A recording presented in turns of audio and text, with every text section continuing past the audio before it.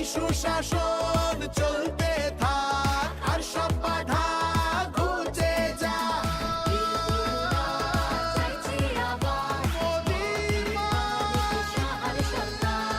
BJP সরকার গড়ুন, পদ্মফুল চিহ্নে vote দিন। দিকে দিকে বিজেপি, দিকে দিকে উন্নয়ন, সব দাবি মেটাচ্ছে বিজেপির এই সুশাসন। বিজেপির এই সুশাসন, বিজেপির এই সুশাসন, ঘরে ঘরে জল আলো, দিকে দিকে রাস্তা, বিজেপির উপরেই ত্রিপুরার আস্থা। বিজেপি জিন্দাবাদ, দিকে দিকে বিজেপি, দিকে দিকে উন্নয়ন, সব দাবি মেটাচ্ছে বিজেপির এই সুশাসন। বিজেপির এই সুশাসন, বিজেপির এই সুশাসন। বিজেপি সরকার গড়ুন, পদ্মফুল চিহ্নে ভোট দিন। ত্রিপুরা চাইছে আবার মোদি মানিক সাহার সরকার। হয়েছে নতুন ট্রেন, নতুন রাস্তা, তাই বিজেপিতেই ত্রিপুরার আস্থা। ত্রিপুরা চাইছে আবার মোদি মানিক সাহার সরকার। বিজেপি সরকার গড়ুন, পদ্মফুল চিহ্নে ভোট দিন। দিকে দিকে বিজেপি, দিকে দিকে উন্নয়ন, সব দাবি মেটাচ্ছে বিজেপির এই সুশাসন। বিজেপির এই সুশাসন, বিজেপির এই সুশাসন, ঘরে ঘরে জল আলো, দিকে দিকে রাস্তা, বিজেপির উপরেই ত্রিপুরার আস্থা। বিজেপি জিন্দাবাদ, দিকে দিকে বিজেপি, দিকে দিকে উন্নয়ন, সব দাবি মেটাচ্ছে বিজেপির এই সুশাসন। বিজেপির এই সুশাসন, বিজেপির এই সুশাসন। বিজেপি সরকার গড়ুন, পদ্মফুল চিহ্নে ভোট দিন। ত্রিপুরা চাইছে আবার মোদি মানিক সাহার সরকার। হয়েছে নতুন ট্রেন, নতুন রাস্তা, তাই বিজেপিতেই ত্রিপুরার আস্থা। ত্রিপুরা চাইছে আবার মোদি মানিক সাহার সরকার। বিজেপি সরকার গড়ুন, পদ্মফুল চিহ্নে ভোট দিন।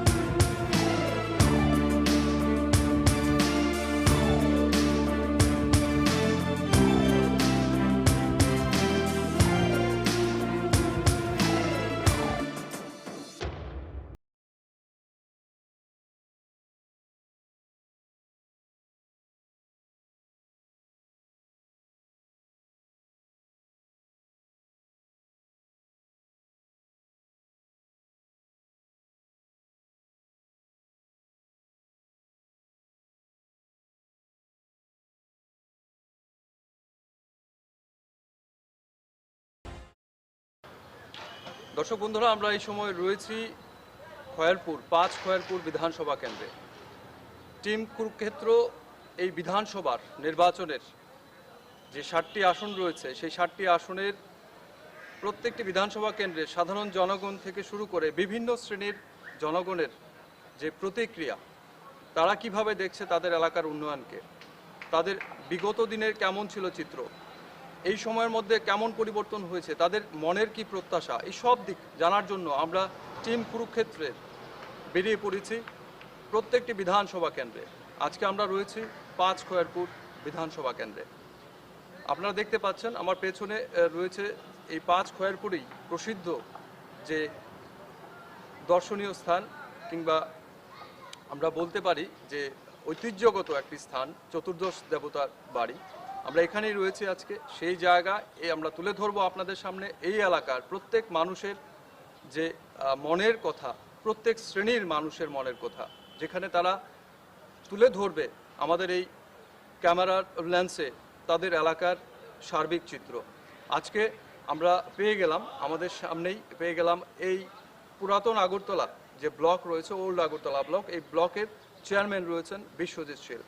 আমরা ওনার কাছ থেকে জেনে নেব যে এই এলাকায় বিগত দিনে কেমন ছিল চিত্র এবং বর্তমানে 2018-র পর থেকে যে চিত্রটা এখানে উঠে এসছে, এখন আর একটা নতুন বিধানসভা নির্বাচনের দিকে আমরা এগিয়ে এসেছি, সেই পরিপ্রেক্ষিতে এই এলাকার যে সার্বিক দিক উনি তুলে ধরবেন।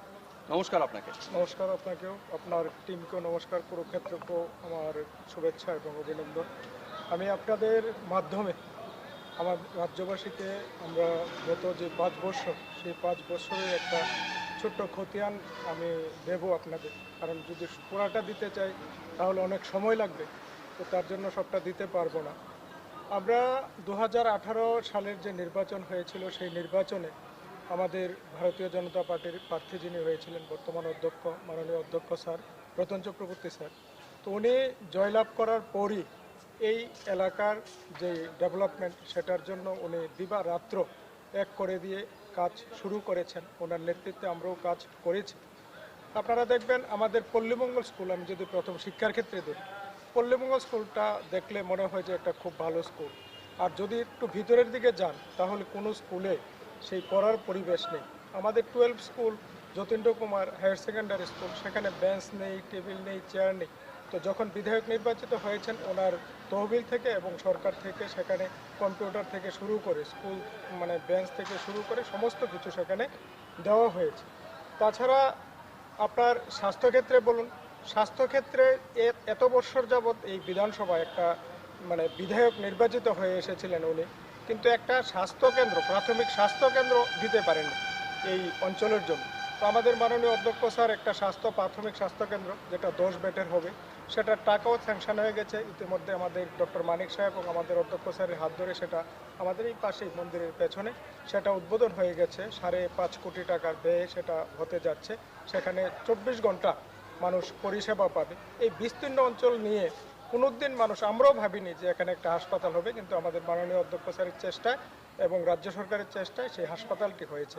আমরা যেই জায়গাটা দাঁড়িয়ে আছি, আমাদের যে ঐতিহ্যবাহী যেটা চতুর্দশ দেবতা মন্দির, সারা ত্রিপুরাটা আমাদের ত্রিপুরার বাইরেও অনেক জায়গার মানুষ এটাকে জানে বা চিনে। এটা রাজন্য আমলের একটা ঐতিহ্যবাহী মন্দির।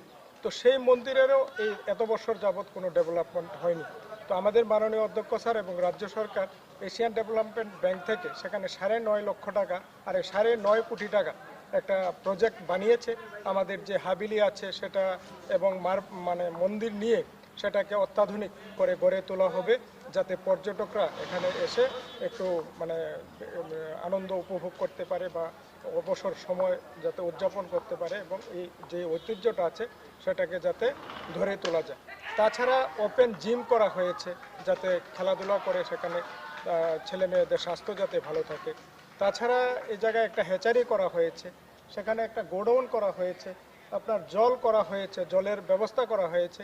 সেখানে বিগত আমলে আপনার পানীয় জল ছিল না, তো 2% বা 2.5% বাড়িতে পানীয় জল ছিল। তাছাড়া যদি জলের কানেকশান নিতে হতো সেটা অনেক মানে নেতার বাড়িতে যেতে হতো, পঞ্চায়েতে যেতে হতো, টাকা দিতে হতো, তারপর সেখানে জল পাওয়া যেত, তারপরও 2% থেকে 2.5% সেটা হবে। আর এখন আমাদের অনেকগুলি পঞ্চায়েত ইতিমধ্যে 100% হয়ে গেছে। আমরা ডিপ টিউবওয়েল প্রায় 27টার মতন আমরা বসিয়েছি, মিনি ডিপ টিউবওয়েল সেখানে 42টা বসানো হয়েছে। তো সবগুলির কাজ মোটামুটি কমপ্লিটের পথে, পাইপলাইনও হয়ে গেছে, অনেকের বাড়িতে সেখানে পাইপলাইনের মাধ্যমে জল যাওয়াও শুরু করেছে। তাছাড়া আপনার বাগানের শ্রমিক বলুন, আমাদের এখানে একটা বাগান আছে, 105 বছরে বাগানের শ্রমিকরা 105 টাকা হাজিরা পেত, আর এখন 176 টাকা সেখানে হাজিরা পায়। তাছাড়া বাগানিরা যারা ছিল তারা কোনোদিন ভাবেনি যে তাদের একটা নিজস্ব জায়গা হবে, তাদের বাড়ি হবে, তারা ভালো পড়াশোনা করতে পারবে। তো তাদের জায়গার পাট্টাও আমাদের সরকার এবং অধ্যক্ষ স্যারের চেষ্টায় তারা পেয়ে গেছে। সমস্ত যারা বাগানের শ্রমিক আছে তাদেরকে পিজি কার্ড করে দেওয়া হয়েছে, তাদের জন্য অঙ্গনারী সেন্টার সেটা করে দেওয়া হয়েছে। তাছাড়া বিভিন্ন দিক দিয়ে মানে একটা উন্নয়নের সেখানে কর্মযজ্ঞ চলছে। আপনি জেনে অবাক হবেন, আমাদের যে রেল লাইনটা ছিল যখন পাতা হয়েছিল তখনই সেটার দাবি ছিল মেঘলিপাড়াতে যে একটা ওভারব্রিজ করতে হবে সেখানে। তো ওভারব্রিজ তো করেনি তখনের যে বিধায়ক ছিল উনি সেটা আর কর্ণপাতও করেননি যে একটা ওভারব্রিজের প্রয়োজন। তো সেই জায়গায় অনেকগুলো লোক সেখানে মারা গিয়েছে, এক বাড়ির 2জন লোকও সেখানে, 2 ভাই মাকে নিয়ে ডাক্তারের কাছে গিয়েছিল অটোতে করে। তারপর যখন ক্রসিং হচ্ছিল এমন টাইমে যে রেলের লগে মানে কাটা পড়ে তারা মারা গিয়েছিল। তো অনেক গবাদি পশুও মারা গিয়েছিল, কিন্তু সেটার কর্ণপাত করেনি। কিন্তু আমাদের মাননীয় অধ্যক্ষ স্যার সেই দিল্লির যেই রেল মিনিস্টার আছে ওনাকে ধরে সেখানে 10 কোটি টাকা ব্যয়ে এই ব্রিজটা স্যাংশন করিয়েছেন, কাজও শুরু হয়ে গেছে। তাছাড়া আপনার মেঘলিপাড়া থেকে যদি আপনার কোনো লোক যদি রানীবাজার যেতে হয় 10-12 কিলোমিটার ঘুরে সেখানে যেতে হতো। কাটারটিলা থেকে আমাদের যে রানীবাজার সেখানে ব্রিজের কাজ আপনি গেলে দেখবেন যে চলছে। আমাদের এই যে বলদাখাল থেকে আপনার এই বলদাখাল হয়ে যে আমাদের এই মাতাবাড়ি থেকে বলদাখাল হয়ে যে রোডটা গেছে চন্দ্রপুরের দিকে, সেখানে গোপাল সার একটা বাড়ির সাথে একটা ভাঙ্গা জায়গা ছিল, সেটা প্রত্যেক বছর খারাপ হয়ে যেত, কিন্তু এটাকে কোনোদিন মানে ঠিক করেনি যে পার্মানেন্ট সলিউশনটা কি হবে সেটা করেনি। আপনি গেলে দেখবেন সেটার কাজ পুরো দমে চলছে, এটা পার্মানেন্ট যে সলিউশন সেটাও হয়ে মানে হচ্ছে। তাছাড়া আপনি জানেন এই খয়েরপুর, বলদাখাল, আমাদের রাধানগর, দুধপাতিল সহ একটা বিস্তীর্ণ এলাকা বৃদ্ধিনগর সহ বন্যায় প্লাবিত হয়ে যায়। তো তখন আমাদের সরকার যখন গঠিত হয়েছে, আমাদের বিধায়ক যখন নির্বাচিত হয়েছেন, আপনি গেলে দেখবেন রাধাপুর আমাদের দুধপাতিল থেকে বলদাখাল পর্যন্ত যে নদীর পার সেটা সম্পূর্ণটা বাঁধানো হয়ে গেছে। তাছাড়া আপনার আমাদের যেই কালাসাধু আশ্রম বলে একটা জায়গা আছে আমাদের পশ্চিম নোয়াগাঁও গ্রাম পঞ্চায়েতে, সেখানে দেখবেন আপনার একটা ব্রিজ কালাসাধু আশ্রমে, সেই ব্রিজের মানে অনেক দিন দাবি ছিল সেটা করেনি। তো আমরা সেটা বিএডিপি থেকে প্রথম দিয়েছিলাম, কিন্তু বিএডিপি 10 কিলোমিটার বেশি পড়ে যায়, তার জন্য সেটা হয়নি বর্ডার থেকে। তখন আমাদের মাননীয় অধ্যক্ষ স্যার, আমাদের যে প্রাক্তন মুখ্যমন্ত্রী তথা বর্তমান যে সাংসদ রাজ্যসভা, ওনারকে ধরে ওনার তহবিল থেকে সেই ব্রিজেরও স্যাংশন করিয়ে দিয়েছেন, উদ্বোধন হয়ে গেছে, প্রায় 51 লক্ষ টাকা খরচ হবে এটাতে, এটাও কাজ চলছে। তাছাড়া আপনারা আমাদের যে ভুজংনগর আছে, গত কয়েকদিন আগে আমাদের ডক্টর মানিক সাহার সরকারি বাসভবনে সেখানে আমিও ছিলাম সেই উদ্বোধনী অনুষ্ঠানে, যে 100 বেডের 100 কোটি টাকা ব্যয়ে একটা অত্যাধুনিক ইএসআই হসপিটাল সেখানে গড়ে তোলা হচ্ছে। তো এটাতে আমাদের সারা ত্রিপুরা রাজ্যের মানুষ সেখানে উপকৃত হবে। তাছাড়া আপনার বিদ্যুৎ বলুন, অনেক বিদ্যুতের খুঁটি লাগানো হয়েছে। ঘর বলুন, আগে যদি একটা ঘর যদি কেউ মানে চাইতো তাহলে তাকে ঝান্ডা নিয়ে মিছিল করতে হতো, তাদের চাঁদা দিতে হতো, প্রত্যেক দিন যেতে হতো। তো সেখানে ঘর প্রচুর সংখ্যক ঘর দেওয়া হয়েছে, আমরা কেউ নাম সেখানে কাটিনি, প্রত্যেকে যার যার ঘরের দরকার প্রত্যেককে ঘর দেওয়া হয়েছে। তাছাড়া জল বলুন, কোনো জাতি ধর্ম দেখে জল দেওয়া হয় না, আমাদের যে মিশন জল সবার বাড়িতে পৌঁছাতে হবে, জল দেওয়া হয়েছে। আমরা যারা ছিলাম যে জল হয়তো বা যে মানে আয়রন মুক্ত জল শুধু শহরের মানুষ পান করবে, তো আমাদের মাননীয় বিধায়ক নির্বাচিত হয়ে যে গ্রামের অঞ্চলের জন্য যে আয়রন মানে মুক্ত জল সেটা লাগবে, তার জন্য অনেক জায়গায় আয়রন রিমুভার যে প্ল্যান্ট সেটা বসানো হয়েছে। এখন আমাদের গ্রামের মানুষও যে পরিশ্রুত পানীয় জল যেটা আয়রন মুক্ত জল যেটা সেটা পান করছে। তাছাড়া স্ট্রিট লাইট সেটা ছিল আমাদের যে আগরতলা শহরে যারা বাস করে তারাই শুধু স্ট্রিট লাইট ব্যবহার করবে, আমাদের গ্রাম অঞ্চলে সেটা হবে না। তো এই ধারণাটাও পাল্টিয়ে দিয়েছে আমাদের যে সোলার লাইটের মাধ্যমে, আপনি আমাদের এলাকায় ঘুরলে দেখবেন অনেক জায়গায় সেখানে স্ট্রিট লাইট লাগানো হয়েছে, রাত্রে ঝকঝক করে সেগুলি আলো দিচ্ছে। তাছাড়া আমাদের বিদ্যাজ্যোতি স্কুল দুটো আমরা পেয়েছি, আমাদের পল্লীমঙ্গল এবং রেশনবাগান এইচএস স্কুলে, সেগুলির পরিকাঠামোরও উন্নত হচ্ছে। আমাদের যে ডিসিপাড়া স্কুল, হেমন্ত স্মৃতি স্কুল আছে, সেখানে সায়েন্স বিল্ডিং করা হয়েছে, তাছাড়া এডিশনাল ক্লাসরুম করা হয়েছে। আমাদের ওল্ড আগরতলা ইংলিশ মিডিয়াম, আপনার এখনও যদি জান, আমরাও সম্পূর্ণটা করতে পারিনি, এডিশনাল ক্লাসরুম করে রেখেছে। একটা 12 স্কুল দেখলে গেলে দেখবেন যে এটার অবস্থা কী। তো আমরা ধীরে ধীরে শিক্ষার যেই মান, যেটা সঙ্গে যে পরিকাঠামো, সেটারও আমরা উন্নতি করতে চাইছি আমাদের মাননীয় অধ্যক্ষ স্যারের নেতৃত্বে। আপনারা জেনে খুশি হবেন বা সবাই জেনে খুশি হবেন, আমাদের এই অঞ্চলে একটা কলেজের দরকার, সেটা কেউ কোনো দিন ভাবেনি। তো আমাদের মাননীয় অধ্যক্ষ স্যার যখন বিধায়ক হিসেবে নির্বাচিত হয়েছেন, তখন উনি ভাবলেন যে এই অঞ্চলের যারা বিশেষ করে গরিব অংশের লোক আছে বা মেয়েরা আছে, তারা যদি কোনো মার্কের যদি এদিক সেদিক হয়, তাহলে আমাদের যে আগরতলা এমবিবি কলেজ বলুন বা আমাদের যেই মহিলা মহাবিদ্যালয় আছে, সেগুলির মধ্যে যদি চান্স না পায়, তাহলে তাদেরকে অমরপুর, উদয়পুর বা তেলিয়ামুড়া বা খোয়াইতে যেতে হয়। তো অনেকের পড়াশোনা সেখানে বন্ধ হয়ে যায় 12 পাস করার পর, কারণ টাকা পয়সার দরকার লাগে, বা অনেকের মেয়ে যারা আছে তাদেরকে এত দূরে দিতেও চায় না। তো সেটার কথা চিন্তা ভাবনা করে আমাদের এই তোলাকোনা হাই স্কুল সংলগ্ন একটা কলেজ সেখানে নির্মাণ করা হয়েছে, কলেজ স্থাপন করা হয়েছে অলরেডি। সেখানে ছেলেমেয়েরা পড়াশোনাও করছে। তো সমস্ত দিক দিয়ে মার্কেট স্টল করা হয়েছে প্রচুর। আমি বলতে যাই তাহলে প্রচুর সময় আপনাদের দিতে হবে। মার্কেট স্টলও করা হয়েছে প্রচুর, যে বেকার যারা আছে তারা যাতে সেখানে দোকানদারি করে সংসার চালাতে পারে। আমাদের তুলাকোনাতে করা হয়েছে, আমাদের পশ্চিম নোয়াগাঁওয়ে করা হয়েছে, আমাদের বিটিপাড়াতে করা হয়েছে। আপনার এডিসি এলাকায় জলের তো আগে কোনো একমাত্র ছড়ার জল ছাড়া কোনো বিকল্প ছিল না। এখন আপনি গেলে দেখবেন সেখানে সমস্তটা আমরা জলে সেখানে কাভার হয়ে গেছে। কৃষিক্ষেত্রে বলুন, কৃষিক্ষেত্রের যে সেচের যারা জমি ছিল, যে তারা সেচের জন্য তারা জমি চাষ করা বন্ধ করে দিয়েছিল। তো এখন আমরা সমস্ত যেই আবাদি জমি যেগুলি ছিল, তারা সেগুলি জলের ব্যবস্থা আমরা করে দিয়েছি। তো এখন চাষ হচ্ছে, তারা সরকারি ন্যায্য মূল্যে সেখানে ধানও বিক্রি করতে পারছে। প্রচুর ধান আমাদের এখানে বিক্রি হয়। আমাদের কৃষক সম্মান নিধি যারা পায়, তারা কৃষিকাজ করে যারা, তারাও এখন উপকৃত হচ্ছে। আগে ধান হয়তো বা 10 টাকা বা 12 টাকা কেজি দরে বিক্রি করতো, এখন সেটা 20 টাকা 40 পয়সা ধরে এবার বিক্রি করেছে। আরেকটা জিনিস, আগে যদি সার বা ওষুধের জন্য কারোর কাছে যেতে লাগতো, কারোর দরকার, সেটার জন্য কোনো মেম্বার, প্রধান বা কোনো নেতার রেকমেন্ডেশন লাগতো। এখন যারা কৃষক তারা বিএলডব্লিউ অফিসে এলেই সমস্ত সুযোগ সুবিধা সেখানে পেয়ে যায়, কোনো রং সেখানে দেখা হয়।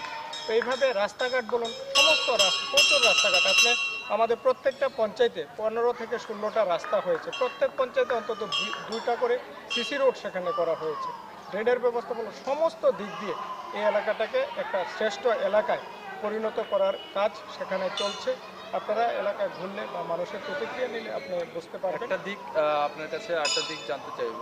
বিগত দিনে এমনটা বলা হয়ে থাকে, আমরাও দেখেছি বিভিন্ন মাধ্যমে, যে খয়েরপুর নামটা শুনলেই যেন অনেকটা আতঙ্কগ্রস্ত হতো মানুষ, কারণ এখানে এমন অনেক ঘটনা ঘটে গেছে যেগুলো আমরা বিভিন্ন সময় দেখেছি। তো সেই ক্ষেত্রে 2018-র পর থেকে এখানে কি ডেভেলপমেন্ট হয়েছে বা কি পরিবর্তন হয়েছে বলে আপনার গত 25 বছর যাবৎ সেখানে শুধু তো সন্ত্রাস হয়েছে, আর এই সন্ত্রাসকে পুঁজি করেই যিনি 25 বছর বিধায়ক ছিলেন, উনি সন্ত্রাসকে পুঁজি করেই সেখানে বিধায়ক নির্বাচিত হয়েছে। আপনারা দেখেছেন এই খয়েরপুরের কথা তো আমি আর বলে লাভ নেই। দিনে দুপুরবেলা সেখানে খুন হয়ে যেত আমাদের ভজনভূষণ, নিখিল বলুন, আরও অন্যান্য যারা আছে, সুহাসগণ বলুন, আমাদের দীপক বিশ্বাস বলুন, আমাদের অতীশ চৌধুরী বলুন, এমন বহু লোক সেখানে খুন হয়েছে। অনেকের বাড়িতে অগ্নিসংযোগ হয়েছে, অনেকে বাড়িঘর ছাড়া হতো। সেখানে আপনারা বিগত দিনে সে কংগ্রেস ছিল বিরোধী দল, আর আজকের দিনে তারা ক্ষমতার লোভে তারা যেই জোট করছে। তো এটা থেকে বোঝা যায় যে আগেই তাদের মধ্যে একটা আন্ডারস্ট্যান্ডিং ছিল, নাহলে এত ঘটনা ঘটতো না। তো 18 সালে যখন নির্বাচন হয়েছে, আমাদের উপর থেকেও একটা নির্দেশ ছিল যে কারোর বাড়িতে কোনো কিছু করা যাবে না। তো 18 তারিখ, ফেব্রুয়ারি মাসের 18 তারিখে 2018 সালের নির্বাচন হয়েছে। 17 তারিখ থেকে আমাদের যিনি বিধায়ক, বর্তমান বিধায়ক, উনি প্রত্যেক বুথে বুথে গিয়ে মিটিং করে বলেছিলেন যে কাউকে মানে হামলা করা যাবে না, কারোর বাড়িতে অগ্নিসংযোগ করা যাবে না, কাউকে খুন করা যাবে না। এইসব নির্দেশ দিয়েছে আমাদের কার্যকর্তা যারা, তারাও সাড়া দিয়েছে। আপনি 18-র পর এই অঞ্চলে আপনি একটু রাজনৈতিক হিংসায় খুন হয়েছে বা কারোর বাড়িতে অগ্নিসংযোগ হয়েছে বা কোনো মা বোনের ইজ্জত লুণ্ঠিত হয়েছে এমন প্রমাণ আপনি দেখাতে পারবেন না। আমরা মোটামুটি তাদের উপরের যারা নেতৃত্ব আছে তাদের যে নির্দেশ দিয়েছে, আমাদের কার্যকর্তা যারা, তারাও একদম মানে সেটা 100% সেটা পালন করেছে। কোনো হাঙ্গামা আমাদের এখানে হয়নি। যারা বিগত দিনে যারা দুষ্কর্ম করেছে তারাও আরামসে বাড়িতেই রয়েছে। তো আমাদের যেটা মানে সবকা সাথ সবকা বিকাশের যে মন্ত্র আমাদের মোদিজি দিয়েছেন, সেই মন্ত্রে আমরা বিশ্বাস করি। আমরা সন্ত্রাসে বিশ্বাস করি না, আমাদের দলও সন্ত্রাসে বিশ্বাস করে। এবারের নির্বাচনকে কিভাবে দেখছেন? এবারের নির্বাচনে আপনি বলুন, আমাদের যে কাজ হয়েছে, আমরা তো কাজের নিরিখে ভোট চাইব। তো বিগত 25 বছরের সাথে যদি আপনি তুলনা করেন, 2 বছর কোভিড চলে গেছে, তার মধ্যে 3 বছর আমরা কাজ করেছি। আর কোভিডের সময়ও সরকারি বিভিন্ন সুযোগ সুবিধা যা দেওয়া হয়েছে আমার থেকেও আপনারা ভালো জানবেন। তাছাড়া আমাদের দলের তরফ থেকেও প্রত্যেক বাড়িতে যারা দুস্থ আছে বা যারা মানে অসুবিধায় আছে, প্রত্যেক বাড়িতে তাদেরকে খাদ্য সামগ্রী আমাদের মাননীয় বিধায়কের নেতৃত্বে আমরা দিয়েছি। তো এবারের নির্বাচন যেটা হবে সেটাতে সিপিএম কংগ্রেসের যে জোট হয়েছে সেটা জামানত জব্দ হবে। আমরা গতবার যে ভোটে জিতেছি, আমাদের মাননীয় অধ্যক্ষ স্যারকে জিতিয়েছিলাম, এবার তার চেয়ে আরও অনেক বেশি ভোটের ব্যবধানে আমরা জিতাতে পারবো, এটা অন্তত বলতে পারি আপনাদের। আপনাকে ধন্যবাদ, অসংখ্য ধন্যবাদ। আপনাদেরকেও ধন্যবাদ। আমরা এতক্ষণ ছিলাম ওল্ড আগরতলা ব্লকের যিনি চেয়ারম্যান বিশ্বজিৎ শীল, ওনাকে আমরা পেয়ে গিয়েছি এই চতুর্দশ দেবতা মন্দির প্রাঙ্গণে, এবং উনি আপনাদের সামনে তুলে ধরলেন এই এলাকার 2018 পর থেকে বিশেষ করে যে উন্নয়নমূলক বিভিন্ন ক্ষেত্রে যে কাজ হচ্ছে সেই কাজের চিত্র যেমন তুলে ধরেছেন, তেমনি রাজনৈতিক যে বর্তমান যে চিত্র ওনারা কি ভাবছেন সেই দিকটিও আপনাদের সামনে তুলে ধরেছেন। দর্শক বন্ধুরা, আমরা এই এলাকারই বিভিন্ন অংশের মানুষের যে মনের কথা সেগুলো আপনাদের সামনে আমরা তুলে ধরছি, এবং সেটা বিভিন্ন ক্ষেত্রের জনগণ কি ভাবছেন এই নির্বাচনকে কেন্দ্র করে, তাদের এই এলাকার যেমনটা উনি বললেন উন্নয়নের দিকটাকে কেন্দ্র করে সেই বিষয়ে কি ভাবছেন, এগুলো আমরা আপনাদের সামনে তুলে ধরছি। আমরা এই মুহূর্তে পেয়ে গেলাম এখানকার একজন স্থানীয় বাসিন্দা, এই চতুর্দশ দেবতার মন্দির এলাকায় উনি দীর্ঘদিন ধরে থাকছেন, এবং এই এলাকা বিশেষ করে এই চতুর্দশ দেবতার মন্দিরে আমরা দেখতে পেয়েছি ওনাকে, এবং এখানকার এই এলাকায় কি চিত্র ওনারা প্রত্যক্ষ করেছেন সেটাই তুলে ধরছেন। নমস্কার আপনাকে, আপনার নামটা জানতে চাই। সৌরভ পাল। আপনি কত বছর ধরে এখানে থাকছেন? আমি আমার জন্মের পর থেকে আজকে আমার প্রায় 24-25 বছর ধরে আমি এখানে আছি। সভাপতি, এই মন্দির এলাকা অনেক যে নিত্যদিনের যে চিত্রগুলো দেখতে পাচ্ছেন, এবং বিগত সময় বিশেষ করে প্রতি বছর এখানে লক্ষাধিক পুণ্যার্থীর সমাগম হয় ঘাটচি উৎসবকে কেন্দ্র করে, ঘাটচি পূজা এবং উৎসবকে কেন্দ্র করে। তো সেই দিকটাকে নজর রেখে এবং সারা বছর ব্যাপী এখানে পুণ্যার্থীরা থেকে থাকে, এই জায়গাতে বিশেষ কি দিকটা আপনার নজরে এসেছে বলে মনে করেন? প্রতি বছর এখানে কাছি পুজো হয়। আমার জন্মের পর থেকে আমি ছোটোবেলাতে পুজোতে আসি, তো আমি এসে দেখতাম যে আমাদেরও জলের জন্য একটা কষ্ট হতো, যে বাইরে থেকে যারা পুণ্যার্থী আসে তাদেরও জলের জন্য অসুবিধা হতো। তো বাইরে থেকে ট্যাঙ্কার এনে তারপর জল দেওয়া হতো, পানীয় জল দেওয়া হতো। তো এটা আমাদের আজ গত 25 বছর বামফ্রন্ট আমল ছিল, তার আমি কিছু বলতে চাই না, কিন্তু কিছুদিন আগে গত 2018 সালে আমাদের বিজেপি সরকার আসে, তারপর আমাদের স্যার এই বিধানসভা অধ্যক্ষ স্যার ব্রতন চক্রবর্তী, উনি এই বিষয়টাই একটু নজর দেন। তারপর পঞ্চায়েতে বলে এখানে মানে পানীয় জলের পিউরিফায়ার এখানে ইনস্টল করেন।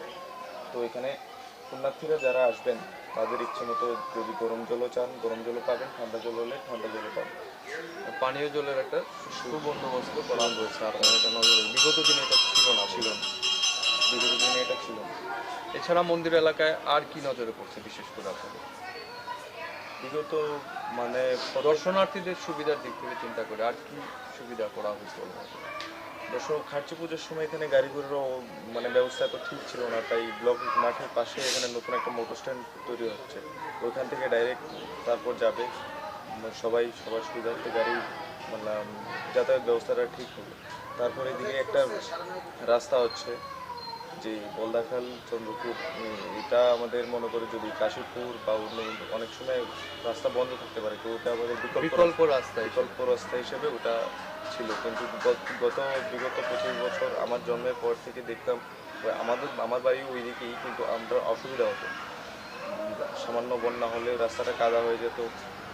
ওটা মানে একদম বামফ্রন্ট আমলের কামধেনুর গায়ে ছিল না, তেমন ছিল যে বছর বছর কাজ করানোর পর ওরা ওটা থেকে মার্জিন লাভ করে। মানে এখন আমরা দেখছি যে আমাদের স্যার এসে তাকে মানে ওই জায়গাটাকে একদম পার্মানেন্ট ওটাকে একটা ব্যবস্থা করেছে। তো এখনও কাজ চলছে মানে ওইখানে বিকল্প শহরটা। তো আর আমরা সকলেই আমরা 5 খয়েরপুরে আমাদের অধ্যক্ষ স্যার রতন চক্রবর্তী, ওনাকে পেয়ে আমরা অনেক খুশি। আপনাকে অসংখ্য ধন্যবাদ। আমরা স্থানীয় একজন বাসিন্দার সাথে কথা বললাম, উনি তুলে ধরলেন এই এলাকার বিগত দিনে যেটা হয়নি, এই সময়ের মধ্যে কি কি ওনারা পরিবর্তন দেখতে পেয়েছেন, কি কি হয়েছে সেই দিকগুলো ওনারা তুলে ধরেছেন। আমাদের সঙ্গে থাকবেন এবং আমরা রয়েছি টিম কুরুক্ষেত্র। এই বিধানসভা 5 খয়েরপুর বিধানসভা এলাকার বিভিন্ন আনাচে কানাচে সাধারণ মানুষ থেকে শুরু করে বিভিন্ন অংশের মানুষের কথা আপনাদের সামনে তুলে ধরছি।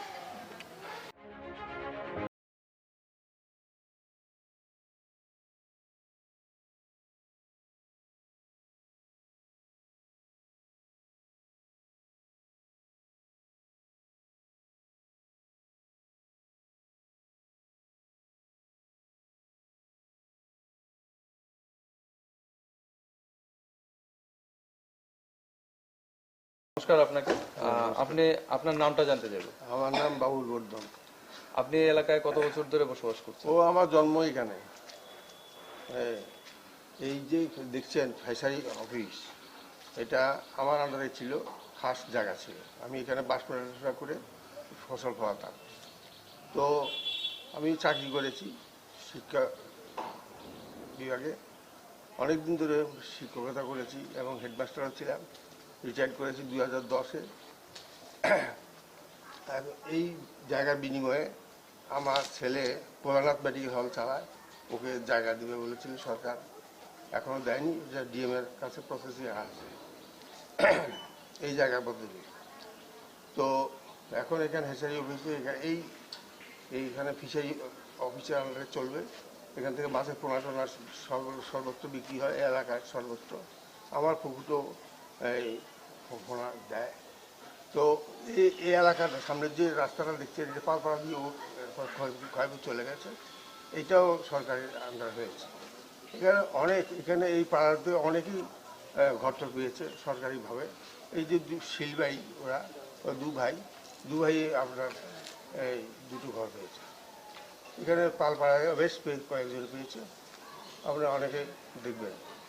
নতুন ঘরটা হয়েছে, সব পাকা বাড়ি। ওরা খুব আগে বেড়ার ঘরে ছিল, এখন পাকা বাড়িতে ওরা বসবাস করছে, খুব সুখে আছে, সুন্দর আছে। এলাকায় পানীয় জল, যে ঘরে ঘরে যে পানীয় জলের প্রকল্প আমরা দেখতে পেয়েছি, যেটা মিশন নেওয়া হয়েছিল, সে ব্যাপারে আপনার এলাকায় কি ডেভেলপমেন্ট দেখতে পাচ্ছেন? লাইন আসছে, এখনো এখানে আসেনি, আসছে, কাজ শুরু হয়ে গেছে। আপনি কি মনে করেন যে যে কথাগুলো আপনি বললেন, যে হ্যাচারি হচ্ছে, পানীয় জলের ব্যবস্থা, রাস্তাঘাট হচ্ছে, এক্ষেত্রে আরেকটা চলছে, বিভিন্ন ঘর পেয়েছে মানুষ, বললেন বিভিন্ন জায়গায়, তারপর বিভিন্ন সামাজিক ভাতারাও তো আপনি বললেন আপনি শিক্ষকতা করেছেন, দীর্ঘদিন শিক্ষা জগতের সাথে ছিলেন, এখন আপনি রিটায়ারমেন্টে গিয়েছেন। সম্প্রতি রাজ্য সরকার যে একটা আমরা দেখতে পেয়েছি যে অনেকটা হাইক করেছে ডিএ, তারপর পেনশনের ক্ষেত্রে, এই দিকটাকে আপনি কিভাবে? 12% ডিএ আমরাও পেয়েছি। আমার প্রায় 4000 উপরে আসবে হিসাবে, এখন পাইনি, ঢুকেছে নাকি শুনেছি। এই দিক থেকে আপনি কিভাবে দেখছেন? খুব ভালো, রাজ্য সরকারের এই উদ্যোগটা আমার মনে হয় কর্মচারী মহলে খুব খুশি হয়েছে। এছাড়া আপনার যে এই এলাকায় নতুন নতুন ইংলিশ মিডিয়াম স্কুল হয়েছে, বিদ্যাজ্যোতি স্কুলের আন্ডারে কলেজ হয়েছে। আমাদের এই ওল্ডাগরতলা এটাও আপনার ইংলিশ মিডিয়াম স্কুলে হয়ে গেছে। তো সেই দিকটাকে তুলাকোনার দিকে তুলাকোনা এটা কলেজ হয়ে গেছে, হ্যাঁ ডিগ্রি কলেজ স্টার্ট হয়ে গেছে, এখনো 14 জন আমি শুনেছি 14 জন নাকি ভর্তি হয়ে ক্লাস শুরু হয়েছে। এই যে দিকটা এগুলো কি 2018 পর থেকে আপনারা হ্যাঁ নজরে- 2018 পর থেকে। এই দিকটাকে আপনারা কিভাবে দেখছেন? এই দিকটা এই এলাকার মানুষ খুশি, সবাই এই দিকটা অনেক উন্নত হয়েছে। সামনেই আরেকটা নির্বাচন এসে গেছে, তো এই নির্বাচনের নিরিখে আপনার কাছে জানতে চাইবো, এই যে আমরা দেখতে পেয়েছি যে বিরোধীরা জোট হয়ে ওরা প্রতিদ্বন্দ্বিতা করছে, এই দিকটাকে আপনারা কিভাবে দেখছেন একজন সাধারণ জনগণ হিসেবে? হ্যাঁ। এই দিকটাকে আপনারা কিভাবে দেখছেন? না, বিরোধীরা এখানে খুব একটা জোট করতে পারবে না, এখানে বিজেপির লোকই বেশি, বিজেপি সাপোর্টার বেশি, এবং এখানে বেশ উন্নতভাবে তারা বসবাস করছে, তার ঘরটর পেয়েছে, ভাতা পাচ্ছে, নানা রকম সামাজিক ভাতা, বিধবা ভাতা, পরিত্যক্ত ভাতা, অনেক কিছু আছে এখানে চালু হয়ে গেছে। আপনি বলছেন যে আপনার এই এলাকায় উন্নয়নের কাজগুলো আপনারা হয়েছে, আপনারা দেখতে পাচ্ছেন, হ্যাঁ সেই দিকটাতে আপনারা অনেকটাই খুশি, খুশি হয়েছেন। আমরা খুশি। আপনাকে অসংখ্য ধন্যবাদ। Thank you. আমরা এই এলাকারই একজন বাসিন্দা, জনৈক বাসিন্দা, যিনি দীর্ঘদিন ধরে এই এলাকায় বসবাস করছেন এবং শিক্ষকতা পেশার সাথে যুক্ত ছিলেন, বিদ্যালয়ের প্রধান হিসেবেও দায়িত্ব নির্বাহ করেছেন। উনি অবসরও গিয়েছেন এবং ওনার সাথেই কথা হলো। ওনার এই জায়গাতেই আমরা দেখতে পেয়েছি, আমার ঠিক পেছনে আপনারা দেখতে পাচ্ছেন যে হেচারি, এই হেচারি এর উদ্বোধন হয়েছে, যেখানে মাছের পোনা তৈরি করা হবে এবং মাছের পোনা সব জায়গায় এখান থেকেই যাবে এই এলাকায়, সব জায়গায়, যাতে এই এলাকার যারা বিভিন্ন বিশেষ করে মৎস্য চাষের সাথে যারা যুক্ত রয়েছে যাতে তারা স্বাবলম্বী হতে পারে, সেই দিকটাকে নজর রেখে এই পদক্ষেপ করা হয়েছে। যে রাস্তার কথা উনি বললেন, এই পাশ দিয়ে এই রাস্তাও ডেভেলপমেন্ট করা হয়েছে যাতে এই যোগাযোগ ব্যবস্থা উন্নতর নিরিখে এখানকার যে সুবিধাগুলো এগুলো যাতে অন্যত্র তারা পৌঁছে দেওয়া যেতে পারে। আজকে আমরা রয়েছি এই খয়েরপুর বিধানসভা কেন্দ্রে, আমরা তুলে ধরছি প্রত্যেক মানুষের মনের কথা, তারা কি চায়, কিভাবে দেখছে, বিগত দিনগুলো তারা দেখেছেন, বর্তমানেও তারা দেখছে, কি পরিবর্তন দেখছে বা তাদের মনের কথা কি, তারা আরো কি চায়, সেদিকগুলো আমরা তুলে ধরছি।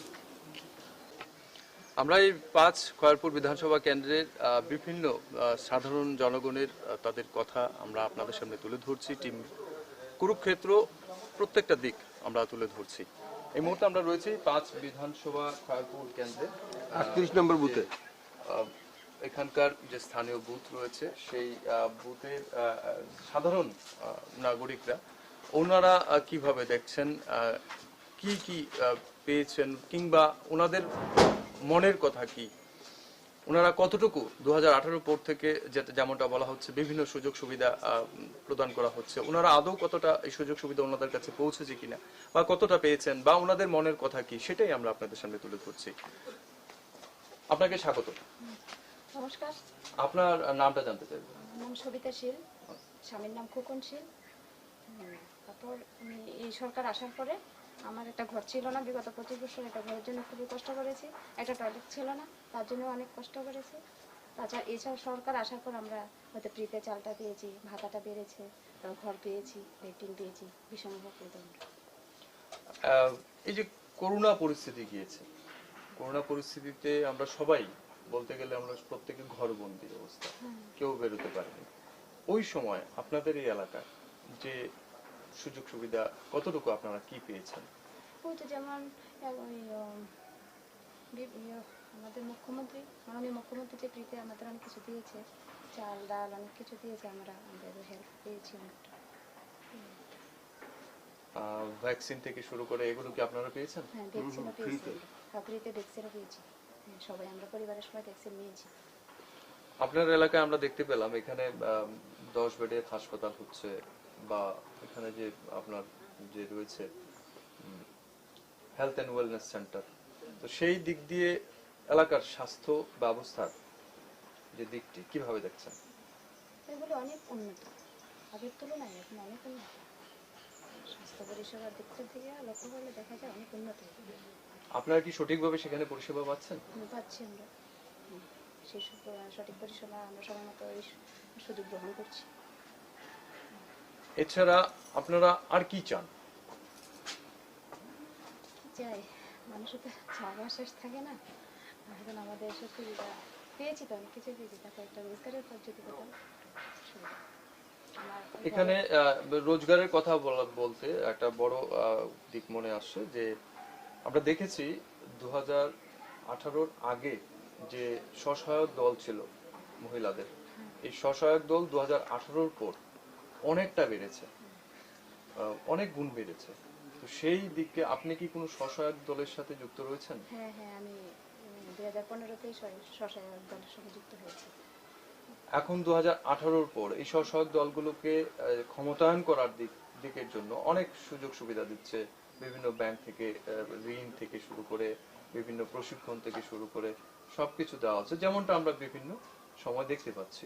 আপনারা কি সেই সুযোগ সুবিধা পাচ্ছেন? হয়তো আমরা যদি মানে লোন টোন নিয়ে কিছু ব্যবসা বাণিজ্য করতে পারতাম, উন্নত হতো আর কি, আরো বেশি উন্নত হতো। কিছুই পাচ্ছি না। আপনারা কি তাহলে আপনাদের দল কি সেখানে যোগাযোগ করেছেন? দলের সঙ্গে না, সরকারের যে বিভিন্ন প্রকল্পগুলো রয়েছে, যেমন অ্যানিম্যাল হাজবেন্ডারি থেকে বিভিন্ন লোন দেওয়া হয়, বিভিন্ন তাদের আপলিফমেন্ট করার জন্য, ক্ষমতার জন্য, রোজগার বৃদ্ধি করার জন্য, তেমন প্রকল্প কি আপনারা গ্রহণ করার জন্য গিয়েছেন কিংবা উদ্যোগ গ্রহণ করার পরিকল্পনা রয়েছে? রয়েছে রয়েছে আমাদের উদ্যোগ পরিকল্পনা করার মতো উদ্যোগ রয়েছে। আর এখন বিভিন্ন সেলাই কাজ টাজের সুবিধা আসছে শুনছি, এগুলো তো অ্যাটেন্ড করার মতো ইচ্ছা আছে, যাতে আমরা রোজগারের পথটা একটু উন্নত হয়, একটু ভালোভাবে চলতে পারি। আপনার এলাকায় ইংলিশ মিডিয়াম স্কুল হয়েছে, ওল্ড আগরতলা স্কুল, এবং পল্লীমঙ্গল স্কুলকেও বিদ্যাজ্যোতি স্কুলে রূপান্তরিত করা হয়েছে ইংলিশ মিডিয়াম। এই দিকগুলোকে আপনারা কিভাবে দেখছেন? খুব ভালোই লাগছে। আমাদের এলাকার যদি কেউ ভালো পড়াশোনা করাতে চায় কোনো শিশুকে, দূরে যেতে হবে না, আমরা নিকটবর্তী স্থানে সব পেয়ে যাবো, হাতের নাগালে সব কিছু আমরা পাচ্ছি। এই সরকার আস্তে আস্তে আমাদের অনেক উন্নত হয়েছে। আগে কি এই ধরনের কোনো সুবিধা ছিল আপনাদের না এলাকায়? না, আমাদের এলাকায় তো ইংলিশ মিডিয়ামের কোনো কিছুই ছিল না, সুবিধা ছিল না। আমরা তো এই সরকার আসার পরে এগুলো দেখতে পাচ্ছি। আপনাকে অসংখ্য ধন্যবাদ। আমরা এই এলাকারই স্থানীয় বাসিন্দার সাথে কথা বললাম, উনি জানালেন উনি কি কি সুযোগ সুবিধা পেয়েছেন এবং কি কি সুযোগ সুবিধা যে হচ্ছে ওনাদের কি পরিকল্পনা সেই দিকটি তুলে ধরেছেন। আমরা এই সময় খয়েরপুর বিধানসভা কেন্দ্রে রয়েছি এবং এই এলাকার বিভিন্ন অংশের জনগণের সাথে কথা বলছি। আমরা এই সময় রয়েছি এই এলাকাতেই জগৎবন্ধু যে মন্দির রয়েছে, সেই মন্দিরের যিনি মঠাধ্যক্ষ রয়েছেন স্বামীজি, ওনার সাথে আমরা কথা বলবো এবং জেনে নেব এই এলাকার বর্তমান সময়ে কি কি হয়েছে, ওনারা কি কি দেখছেন, কি কি সুযোগ সুবিধা ওনারা পেয়েছেন, কিংবা ওনাদের কি ইচ্ছা রয়েছে সেই সব দিক। আপনাকে নমস্কার। আমরা আপনার পরিচয়টা জানতে চাই। এই মঠে থাকে দায়িত্ব নিয়ে, ভক্তদের নিয়ে আমরা চারিপাত্র আছি। তো আপনার এই যে মন্দির রয়েছে, এই মন্দিরের সামনে দিকে রাস্তা রয়েছে কিংবা আমরা এখন দেখতে পাচ্ছি নতুন করে মন্দির গড়ে উঠছে, এই ব্যাপারে কি বলবেন? এই ব্যাপারে ভক্তদের অর্থানুকূল্যে মঠের সাধুরা সকলে মিলে তার উন্নতির চেষ্টা করছে এবং চেষ্টা করছে, সেরকম চেষ্টা প্রসূত ফলও পাচ্ছে। যে আমাদের যে প্রভু জগৎবন্ধু মহামিলন মঠ, তারই পাশে একটা রাস্তা আছে, এখানে সরকারি চেষ্টার উপর আমরা নির্ভরশীল হয়ে রাস্তাটার নামকরণ করার অনেক চেষ্টা করেছি এবং সেটা সফল হয়েছে। প্রভু জগৎবন্ধু মহামিলন মঠ, হ্যাঁ, বলে সেটা নামকরণ হয়েছে। আরেকটা হয়েছে সুপার লাইট, এটার জন্য চেষ্টা করা হয়েছিল। তাদের সব যারা এইসব বস্তুর সঙ্গে সংযুক্ত, তাদের চেষ্টাতে এবং সেবানুকূল্যে এবং শুভদৃষ্টিতে আমরা সুপার লাইটও পেয়েছি। খুব সুন্দর হয়েছে, রাস্তার নাম হয়েছে, লাইটও হয়েছে। এখানে যে নাট মন্দির গড়ে উঠছে, এখানে কি সরকারি কোনো অর্থানুকূল্য আপনারা পেয়েছেন? না, সেটা আমরা পাই নাই। ভক্তদের অর্থানুকূল্যে চেষ্টা হচ্ছে এটাকে সুন্দর করে। সেখানেও যদি দেয়। আপনাদের কি ইচ্ছা রয়েছে? মানুষের মঙ্গল হোক, কল্যাণ হোক। জগতের এখন যে যুগদিন, মানুষের জাগতিক বস্তু দিয়ে যে মানুষ কল্যাণ করতে চায় সেটা ঠিক হয় না। বিশ্বের অধীশ্বর একজন আছেন সর্বশক্তিমান, তার সঙ্গে সংযুক্ত না হলে মানুষ কল্যাণ হতে পারে না। আমরা সেই সংকল্পে মনোযোগী হয়ে এটার উন্নতি করার চেষ্টা করছি এবং হয়তো হয়ে যাবে। এখানকার যিনি বিধায়ক রয়েছেন ওনার প্রতি কোনো বার্তা আপনার রয়েছে কি? না, ওনার সম্বন্ধে তো আমি কিছু জানি না। আপনাদের মন্দিরের বিভিন্ন সুযোগ সুবিধা কল্পে আপনারা কি কোনো কিছু বার্তা দিতে চান? সেটা যদি এই নাট মন্দিরের জন্য দেয়, সেটা যদি এই মন্দিরের জন্য তো অবশ্যই আমরা কিছু প্রার্থনা করব। যদি দেন তারা, তাহলে তো ভালোই হয়, আমাদের কল্যাণ হবে, আমাদের সকলেরই কল্যাণ হবে। আপনাকে অসংখ্য ধন্যবাদ আমাদের সাথে থাকার জন্য। নমস্কার। আমরা এই এলাকারই এই যে জগৎবন্ধু মহামিলন মন্দির রয়েছে, এখানকার যিনি মঠাধ্যক্ষ রয়েছেন ওনার সাথে কথা বললাম। উনি জানিয়েছেন ওনাদের এই মঠের সামনে দিয়ে যে রাস্তা, যেটা দীর্ঘদিন ধরে মানে পাকা ছিল, সেখানে কাঁচা রাস্তা ছিল, সেটাকে পাকা রাস্তা করে সেখানকার মন্দিরের নামকরণ করা হয়েছে। মন্দিরে সোলার লাইটের ব্যবস্থা করা হচ্ছে এবং ওনাদের আশা যে এখানে নাট মন্দির গড়ে উঠছে, সেখানে এটা সাহায্যকল্পে যদি সরকার কিংবা স্থানীয় যারা রয়েছেন, বিধায়ক কিংবা যারা রয়েছেন, ওনারা যদি এগিয়ে আসেন তাহলে ওনাদের অনেকটাই লাভবান হয়। পাঁচখয়েরপুর এলাকায় আমরা রয়েছি এলাকার সাধারণ নাগরিকদের সাথে এই তাদের মতামত জানার জন্য, কারণ আমরা প্রত্যেকেই জানি যে আসছে ফেব্রুয়ারি 16 তারিখ রাজ্যে বিধানসভা নির্বাচন অনুষ্ঠিত হতে যাচ্ছে। তাদের মতামতের ভিত্তির উপর ভোট করেই, এই নাগরিকদের ভোটেই কিন্তু আবার নতুন করে রাজ্যে সরকার গঠিত হতে যাচ্ছে। সেই পরিপ্রেক্ষিতে এই পাঁচখয়েরপুর বিধানসভা কেন্দ্রে টিম কুরুক্ষেত্র রয়েছি আমরা। প্রত্যেক অংশের জনগণের যে তাদের যে মনের কথা বা কিংবা তাদের কাছে যে সুযোগ সুবিধা কতটা পৌঁছেছে, কতটা পেয়েছেন, ওনাদের কি আশা, এই সব দিক আমরা তুলে ধরার চেষ্টা করছি আপনাদের সামনে। দর্শক বন্ধুরা, এই মুহূর্তে আমার সাথে রয়েছে আপনারা দেখতে পাচ্ছেন বিভিন্ন পেশায় নিযুক্ত লোকরা রয়েছে এই এলাকারই। আমরা ওদের কাছ থেকে জেনে নেব ওদের কথা। নমস্কার আপনাকে। আপনি এই এলাকায় কতদিন ধরে বসবাস করছেন? 46 বছর ধরে। স্বভাবতই অনেকগুলো নির্বাচন আপনারা দেখেছেন, আরেকটা নির্বাচনের মুখোমুখি আমরা প্রত্যেকেই আমরা ভোট দিতে যাব ফেব্রুয়ারি 16 তারিখ। তো এর আগে এই যে রাজ্যে যে নতুন 2018-তে এটা সরকার এসেছিল, এই সরকারের সময় কিংবা এর আগে কেমন ছিল পরিস্থিতি, এই সরকারের পর পরিস্থিতি আপনার এলাকায় কেমন আপনারা দেখছেন? এই সরকার আমল তো ভালোই ছিল। আগের আমল থেকে এই সরকার 18-তে যে নির্বাচন হয়েছে সেই নির্বাচন থেকে 23-এ যে নির্বাচন, এটা আরও ভালো হবে। আপনার এলাকার উন্নয়ন কতটা হয়েছে, আপনার চোখে কতটা পড়েছে?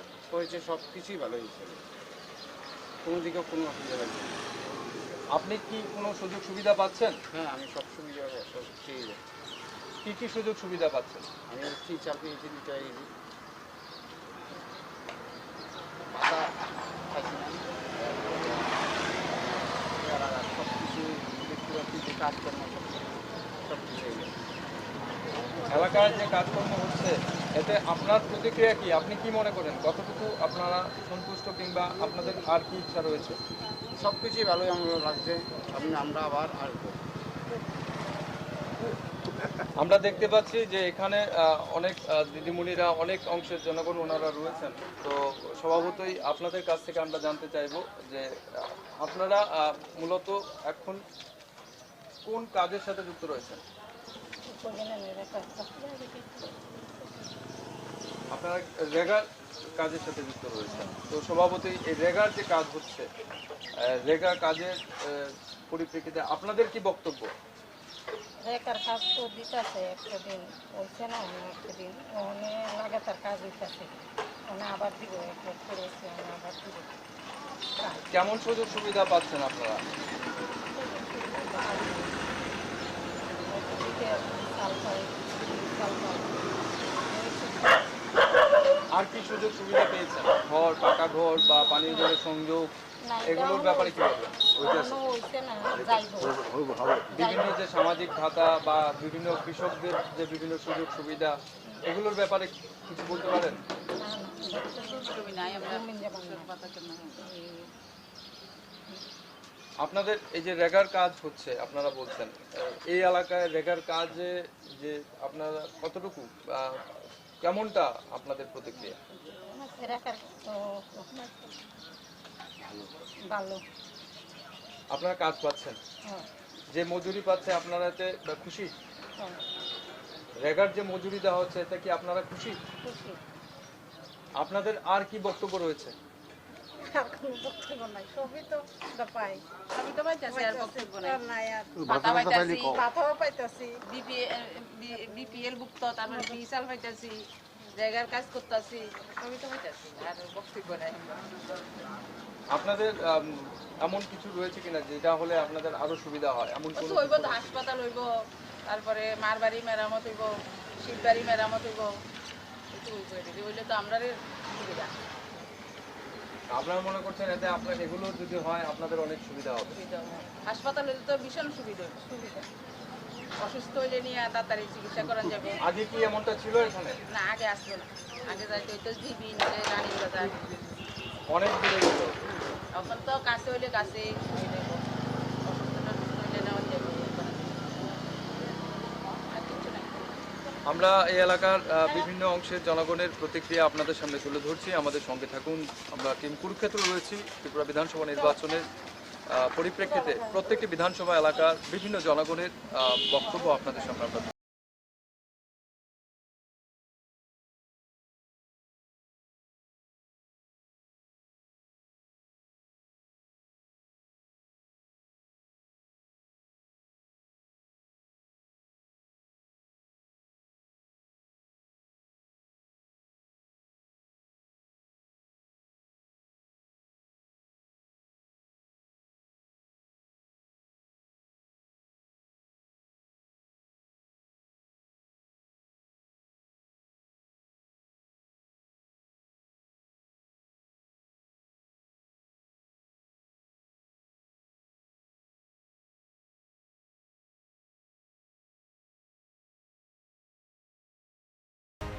আমরা রয়েছি 5 খয়েরপুর বিধানসভা কেন্দ্রের এবং এই এলাকার বিভিন্ন আনাচে কানাচে টিম কুরুক্ষেত্র আমরা পৌঁছে যাচ্ছি এবং এলাকার বিগত দিনের চিত্র কেমন ছিল, বর্তমানে কেমন চলছে, কি অবস্থায় রয়েছে সেখানকার নাগরিকরা, তাদের কাছ থেকে আমরা জানার চেষ্টা করছি। আপনাকে স্বাগত। আপনার পরিচয়টা জানতে চাই। আমার নাম রতন চক্রবর্তী। আপনি এই এলাকায় কতদিন ধরে বসবাস এই করছেন? এলাকায় বসবাস করছি আজকে প্রায় 40-45 বছর। তো স্বভাবতই এই এলাকার যে বিগত দিনের যে চিত্র আমরা দেখেছি, আমরা দেখতে পাচ্ছি যে এখান দিয়েই হাওড়া নদী বয়ে যাচ্ছে এবং এখানে দেখতে পাচ্ছি যে এখানে একটা বড় এখানে যে একটা কাজ হচ্ছে, এই প্রসঙ্গে জানতে চাইবো আপনার কাছ থেকে। আগে তো ওই রাস্তাটা প্রচণ্ড খারাপ ছিল, এটার প্রায় প্রতি বছর কাজ করতো যে সরকার তো কি টাকা দিত না দিত এটা করতে পারি না। কিছু এজেন্সি ছিল, এজেন্সিরা কিছু কিছু কাজ করতো, কদিন পরে পরে এটা ভেঙে যেত। প্রচুর টাকা এই রাস্তার তলে খরচ হইতো, কিন্তু ধরুন না 5 লাখ টাকার ওয়ার্কার আসলে 1 লক্ষ টাকার কাজ করতে 4 লক্ষ টাকা মেরে দিতে এজেন্সিরা। এই করে রাস্তাটা টিকতো না, 2 দিন পরে পরে ভেঙে যেত। একটু প্লাট আসলেই রাস্তাটা ভেঙে যেত। এখন যে সলিউশন হইতেছে, খুব ভালো সলিউশন হইতেছে, প্রায় 2-2.5 কোটি টাকার কাজ হইতেছে। এটা নিচের থেকে মাঝে যে একটা লুদ মাটি আছে, ওই মাটিটা আমরা 6 ফুটের মতন কেটে উঠে ফেলেছি। ফেলে আবার ওই এখন নতুন মাটি দিয়া ওই হাইড্রোলিক দিয়ে ডলে ডলে ওই রাস্তাটা। আর এখানে বোল্ডার আছে 12,000 হয়েছে, নদীতে কিছু বোল্ডার ফালানো হয়েছে প্রায় 4-5 হাজারের মতন। আর বাকিটা আমরা ওই রাস্তাটা উঠলে ওই বোল্ডারটি বিছিয়ে দেবো। এখন যে রাস্তাটা হচ্ছে এটা খুব পারফেক্ট রাস্তা, এটি এইরকমই করানোর দরকার ছিল। আগে আসতোই টাকা কই যেত কে বলতে পারতো। আপনারা কেমন অসুবিধার সম্মুখীন হতেন? আর প্রচন্ড সুবিধা আমাদের, অনেক সময় তো আমরা এই রুটে যাইতেই পারতো না, এতটুকু জল হইতো। এই বাড়িগুলা তো একদম নষ্ট হয়ে গেল। বাড়িটারে রাখছে। অক্ষণ যদি রাস্তা অনেকেই চেয়েছিল এই জায়গাতে একটা ব্রিজ হতে, কিন্তু আমাদের যে এমএলএ সাহেব ডেপুটি স্পিকার তিনি বলে যে ব্রিজ করতে পারতাম, কিন্তু এই বাড়িগুলো থাকবে না। ব্রিজ করলে তো এই বাড়িগুলো নদী হয়ে যাবে এদিকে কী করে, এই জন্য একদম পারফেক্ট সলিউশন কিরকম করতেছে। রাস্তাটা খুব ভালো হইতেছে, অনেকগুলা কাজ করেছে এই সরকার, বিগত সরকার থেকে বিজেপি সরকার তো কাজই করেছে কি, এটা তো আমরা দেখেছি। 5 লাখ টাকার কাজ আসলে 1 লাখ টাকা খরচ করতে 4 লাখ টাকা গায়েব কোথায় হয়ে যেত দেখতে পারতাম। এখন তো যেটা কাজ হচ্ছে খুব পারফেক্ট কাজ হচ্ছে। আমরা অভিষ্ঠাপ আছি দুইজন কন্টিনিউ একজনের পর একজন থাকতেছি, থেকে করতেছি যাতে কাজটা মজবুত হয়। আর আমি এই এলাকার, আমি চাই আমার এই এলাকার কাজটা সুন্দর হোক, ভবিষ্যতে যাতে এই কাজটা হাত না দল না। আমরা এখানে দেখতে পাচ্ছি যে একটা বড় অংশের মাটি এখানে কাটা হয়েছে। আমাদের এখানেই রয়েছেন যারা এই কাজ করছেন, আমরা ওনাদের কাছ থেকেও জানার চেষ্টা করব যে এই কাজটা কিভাবে ওনারা করে তুলছেন। নমস্কার। আপনি এখানে কি কাজে রয়েছেন? আমি যেমন বোল্ডার এবং রাস্তা মাটি ফিলিং, মাটি নিচের মাটি উঠানো এইসব দেখাশোনা করতেছি। কিভাবে এই কাজটা আপনারা করছেন? কাজটা তো ম্যাক্সিমাম আমরা টপ লেভেল থেকে 6 মিটার নিচে গিয়েছি আর কি। 6 মিটার নিচের থেকে মাটিটা আমরা উঠে ফেলে দিচ্ছি আর কি। তারপরে এই মাটিটা আমরা ফিলিং করছি ভাইব্রেশন রোলার মারিয়া। এইভাবেই চলছে আর কি আমাদের কাজ। এভাবে করলে একদম দ্রুত গতিতে চলছে, খুব ভালোভাবে চলছে কাজটা। এইভাবে করলে আশা করি রাস্তাটা টিকে যাবে, কোনোদিন আর এই রাস্তা ভাঙবে না। নদী পাশেই যে নদী দেখতে পাচ্ছি, হাওড়া নদী, এই হাওড়া নদীর জল যখন বেড়ে যায় বর্ষার দিনে, একটা বিস্তীর্ণ এলাকা জুড়ে চলে যায়, তখনও এই রাস্তাটার ক্ষতি হওয়ার সম্ভাবনা কি রয়েছে? না, আর কোনো সম্ভাবনা নেই।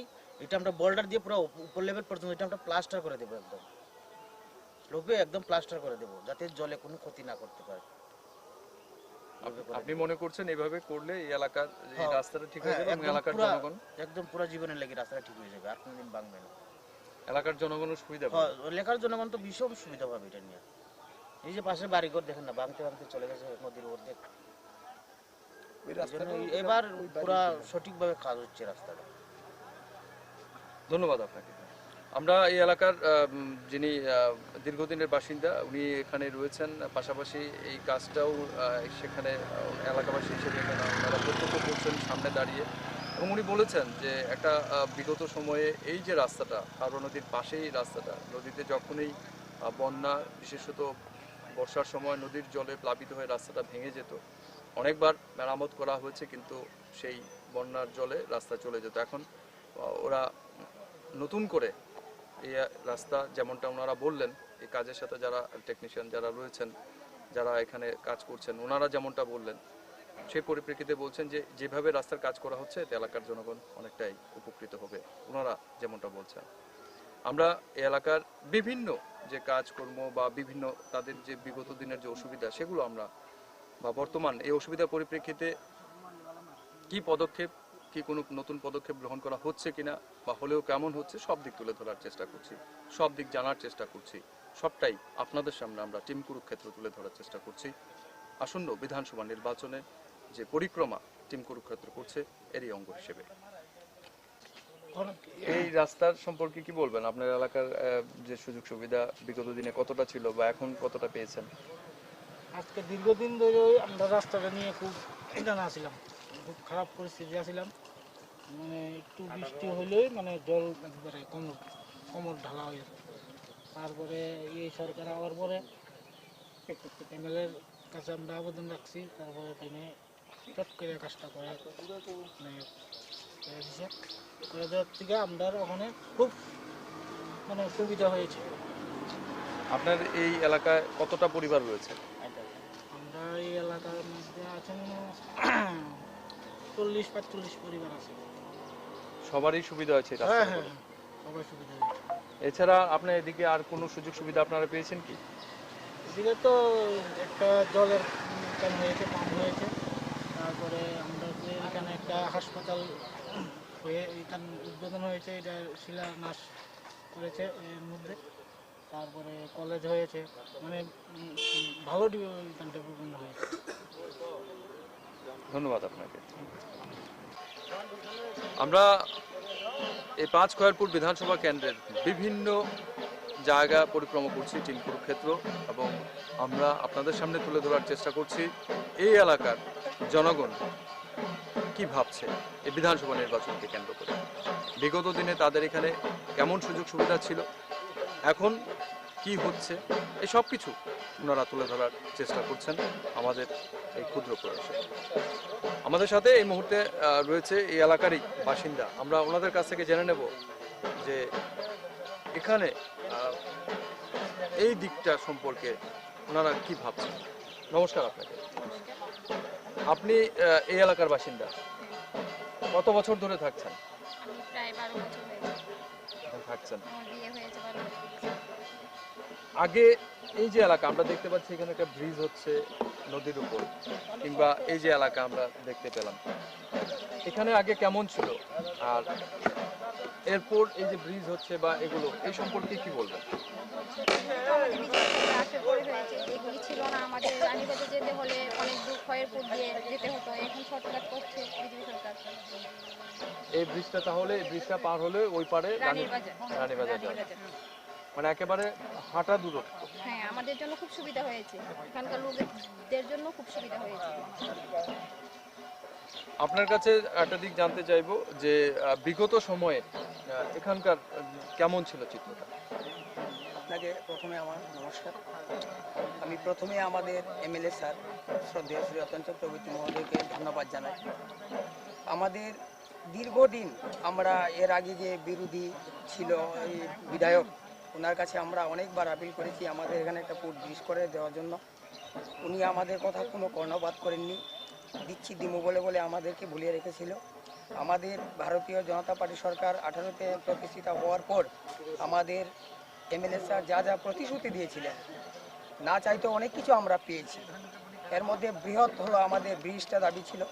উনি যেভাবে কথা দিয়েছেন তিনি অক্ষর অক্ষরে সেগুলো পালন করেছেন। তারপর আমাদের যে জায়গার পাট্টা, যেটা আমরা স্বপ্ন ভাবতে পারিনি, আমাদের চা শ্রমিকের 2 ঘন্টা করে জায়গা এবং সেই জায়গার মালিক হব, আজ আমরা এই ভারতীয় জনতা পার্টির পক্ষ থেকে আজ আমাদের সেটা সম্ভব হয়েছে। আমরা খুব খুশি। আমরা আমাদের বিধায়ক শ্রী রতন চক্রবর্তী স্যারকে অনেক অনেক ধন্যবাদ জানাই, ত্রিপুরা সরকারকে অনেক অনেক ধন্যবাদ জানাই।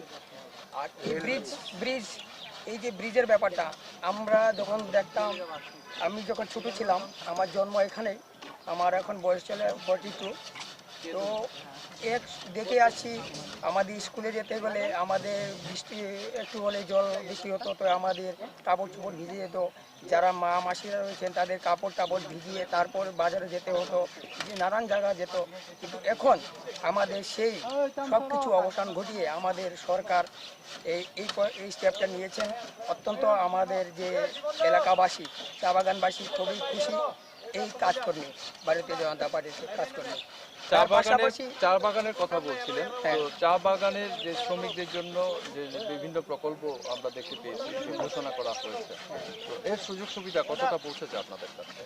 আমাদের সরকার হওয়ার পর আমাদের চা বাগান শ্রমিকের মজুরি এই 5 বছরের মধ্যে 105 টাকা, আড়াই বছর তো করোনার মধ্যেই চলে যায়। এই বাকি যে সময়ের মধ্যে 71 টাকা শ্রমিকের মজুরি বাড়িয়ে 176 টাকা করা হয়, তাতে খুব খুশি। ইতিমধ্যে আপনারা শুনেছেন আমাদের স্টাফ যারা চা বাগান শ্রমিক রয়েছে 17.5% দিয়ে তাদের বেতন বৃদ্ধি করানো হয়েছে। অনেক স্টাফ 2000 থেকে প্রায় 4000 টাকা পর্যন্ত তাদের এখানে প্লাস হবে বেতন। তার পাশাপাশি আমাদের ঠিকা শ্রমিক যারা ছিল তাদেরকে দীর্ঘদিন না চা পাতা দেওয়া হতো, না রেশন দেওয়া হতো, তাদের কোনো কিছু ফ্যাসিলিটি দেওয়া হতো না। আমাদের সরকার হওয়ার পর সেগুলো আমাদের সরকার করে দিয়েছে। তারপর এখন আমাদের যে ব্রিজ হয়েছে, ওভার ব্রিজ, তাতেও আমরা অনেকেই প্রায় সকল এলাকাবাসী খুশি। কারণ এই দুর্ঘটনা কবলে অনেককে সেখানে প্রাণ হারাতে হয়েছে। গত 2 বছর আগে মাস পড়লা দিন, বৈশাখ মাসের 1 তারিখ, এখানে এক পরিবারের 3 জন লোক সেখানে প্রাণে বিসর্জন দিতে হয়েছে সেই রেল রাস্তায় কাটা পড়ে। তো তাতে দীর্ঘদিন এখানে যে লিডার ছিল পবিত্রকর বিধায়ক, ওনার কাছেও আপিল করা হয়েছিল ওভার ব্রিজের জন্য। তিনি সেটাও কোনো কর্ণপাত করেননি। তারপর আমাদের সরকার হওয়ার পর আমাদের এমএলএ স্যার খুব তাড়াতাড়ি সেই ব্যবস্থা এবং সেই পরিকল্পনা করেছেন, তাতে এলাকাবাসী সকলেই খুশি এবং খুব আনন্দিত। তো সব দিক দিয়ে যদি আমরা দেখি তাহলে এই এলাকার যে দিকগুলো বা এই যে ব্রিজ, এই ব্রিজ হওয়ার ফলে সুবিধাটা কেমন পাবে, কত কি সুবিধা হয়েছে এখানকার এলাকায়? ভালো সুবিধা হয়েছে, যেমন কি মনে করেন আমাদের বাজার, আমাদের এই এলাকাবাসী পুরা বাজার, এই বাজারে যেতে হতো রানীবাজার। তো রানীবাজার যেতে গেলে আপনার নদী ছিল, আপনি কি অবস্থা একটু ম্যাপটা বলবো দেখাই কি অবস্থা ছিল, যখন জলটা বেড়ে তাহলে বহুত কষ্ট হতো। তা তো হতোই, স্কুলের স্টুডেন্টগুলোও যেতে পারতো না। এখন দেখেন বিজেপি সরকার আমলে আমাদের ব্রিজ করে দিতে আর কি। তারপরে এদিকে জাগাত পাট্টা দিয়েছে, বেতন বাড়িয়ে দিয়েছে, জলের সুবিধা করে দিতে আছে। আর রেশন শপের সুবিধা? হ্যাঁ, একদম 100%। এটা তো মাসের 30 তারিখে যদি যাই আমরা রেশন পাই। আর আগে সরকার কি ছিল আপনার, ওই আমার মনে আছে ইটে দিয়ে লাইন ধরতাম 4টা রাত্রে, তখন আসে দেখতাম যে রেশন শিপের ডিলার না লাথি মেরে সরাই দিত। আর ওখানে 30 তারিখে যদি যাই আমি 30 তারিখে চাল পাই, ভালো সুবিধা। 1 তারিখ থেকে শুরু করে 1 তারিখ থেকে শুরু আমরা করে প্রতিদিনই খোলা পাই। সুবিধাগুলো কি সরকার, বিজেপি সরকার তো দিয়ে ভালো, এটা দিয়ে আমরা সবই খুশি। আপনারা বলছেন যে 2018-র পর রাজ্যের যে সরকারের পরিবর্তন হয়েছে, এতে অনেক সুযোগ সুবিধা আপনারা পেয়েছি, খুব ভালো সুবিধা পেয়েছি। এটা নিয়ে আমাদের এমএলএ স্যারকে অনেক অনেক ধন্যবাদ জানাই, যে আমাদের দিকে দেখে আমাদের যে সুখ সুবিধাগুলো দিয়েছে, বহুতই আনন্দিত। আপনারা আর কি প্রত্যাশা করছেন? আমরা আরেকটা নির্বাচনের দিকে যাচ্ছি এখন, 2023-এর ফেব্রুয়ারি 16-তে আমরা ভোট দেব সবাই, আর একটা বিধানসভা নির্বাচনের দিকে যাচ্ছি। এলাকাবাসী হিসেবে আপনাদের আর কি প্রত্যাশা রয়েছে? আমাদের প্রত্যাশা আমরা যা পেয়েছি, না চাইতে অনেক কিছু পেয়েছি। যেমন আমাদের এখানে ওয়াটার পাম্প মানে জলের মেশিন তিনটা বসানো হয়েছে আমাদের 42 নং বুথের মধ্যে। একটা বসেছে দরমাটিলা, একটা আমাদের কাঠলটিলা, আর একটা সাধুটিলা। আমরা ভাবতেও পারিনি আমাদের এখানে তিনটা জলের লাইন দেওয়া হবে, মেশিন বসানো হবে। তো এগুলো তো কল্পনার বাইরে কাজ হয়েছে, না চাইতো আমরা অনেক কিছু পেয়েছি। কখনো তো আমরা সেরকম স্বপ্নই দেখতে পারিনি। এই যে রেশনিং ব্যবস্থাটা সে বলল, সেটা একদম সত্যি কথা। 1 তারিখ থেকে তারা শুরু করলে হয়তো মাসের ভিতরে 4-5 দিন রেশন সব খোলা থাকতো, কিন্তু এখন 1 তারিখ থেকে শুরু করে 30 তারিখ পর্যন্ত আমরা রেশন সুপে সম্পূর্ণ মাল, কোনো ধরনের কোনো সমস্যা হচ্ছে না। আমরা যেখানে যাই আমাদের টাইম মতো যাই, আমরা মাল নিয়ে আসি, কোনো সমস্যার সম্মুখীন হতে হচ্ছে না। তারপরে তো এইদিকে আওয়াজ যোজনা ঘরগুলো পুরা একদম আমাদের ম্যাক্সিমাম আমাদের যে বাগানটার ভিতরে বহুত সবাই পেয়েছে, সবাই ভাতা পেয়েছে 2000 টাকা, ভাতাও পেয়েছে 700 টাকা থেকে মজুরি ভাতা বাড়িয়ে 2000 টাকা করেছে। আমাদের বাগান অনেকেই পেয়েছে। প্রধানমন্ত্রী ঘর আবাস যোজনা আমাদের বাগানে, আমাদের পঞ্চায়েতে সবচেয়ে বেশি আমাদের বাগানের মধ্যে পেয়েছে প্রধানমন্ত্রী আবাস যোজনা ঘর। আপনারা যদি একটু সামনে যান গেলে দেখতে পারবেন প্রধানমন্ত্রী আবাস যোজনা চা বাগানের মধ্যে কোথায় ছিল। আমরা তো বিগত সরকার যে 25 বছরে তারা যদি হিসাব করতো 10টা করে যদি দিত, 25 বছরে 250টা ঘর দিতে পারতো। কিন্তু আমরা দেখলাম তাদের সরকার থাকাকালীন মাত্র 10টা হয়তো ঘর হয়েছে কিনা, এটাও সন্দেহ আছে হয়েছে কিনা। কিন্তু আমাদের সরকার আসার পর এখন একদম জায়গা আমরা দেখতে পাচ্ছি প্রধানমন্ত্রী আবাস যোজনা। তাতে গরিবরা সবাই উপকৃত এবং এলাকাবাসী সবাই খুশি এবং আনন্দিত। এবং আমাদের যে এমএলএ স্যার, বিধায়ক শ্রী শ্রদ্ধেয় শ্রী রতন চক্রবর্তী স্যারকে আমরা অনেক অনেক ধন্যবাদ জানাই ওনাকে। আমরা এতক্ষণ কথা বললাম 5 খয়েরপুর বিধানসভা কেন্দ্রের এই মেকলিপাড়া যে চা বাগান এবং এর সংলগ্ন বিভিন্ন এলাকা, এবং আপনারা দেখতে পাচ্ছেন আমার পেছনেই নদীর উপর যে ফুট ব্রিজ তৈরি করা হচ্ছে, যেটা রানীবাজার পৌঁছচ্ছে। এই এলাকার জনগণ সেখানকার সুযোগ সুবিধা সব কিছু, স্বাস্থ্য থেকে পরিষেবা থেকে শুরু করে, শিক্ষা থেকে শুরু করে, নিত্য বাজার হাট থেকে শুরু করে সব পরিষেবা একেবারে হাতের কাছে পৌঁছে যাবে, এমনটাই ওদের বক্তব্য। এমনকি ওনারা জানিয়েছেন যে বিভিন্ন সুযোগ সুবিধা ওনারা পেয়েছেন, রেশন শপ থেকে শুরু করে, পানীয় জল থেকে শুরু করে, প্রধানমন্ত্রী আবাস যোজনা থেকে শুরু করে, যে সুযোগ সুবিধাগুলো, রাস্তাঘাট থেকে শুরু করে যে সুযোগ সুবিধাগুলো ওনারা পেয়েছেন, সেই দিকটা ওনারা তুলে ধরেছেন। আমরা আপনাদের সামনে তুলে ধরছি 5 খয়েরপুর বিধানসভা কেন্দ্রের বিভিন্ন জনগণের মনের কথা। টিম কুরুক্ষেত্র প্রতিটা মুহূর্তে, প্রতিটা ক্ষণে আপনাদের সাথে।